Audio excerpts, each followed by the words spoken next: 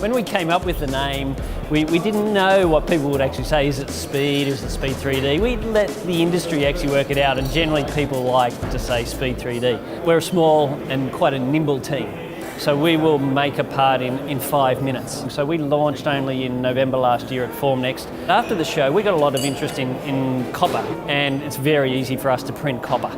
But we didn't know if there'd be much of a market. But after the show, we probably got 80% of our inquiries around that particular material. So for us, it's saying, right, if that's what the industry wants, let's give them that. And we prefer to make parts that people cast today or machine today. We can print parts that people already design, already build, and that's one of our advantages. If people come to us and say, I want a dental crown or a hip replacement, we're like, that's not us, go and see the laser-based technologies. Additive manufacturing doesn't suit every application, doesn't suit every part.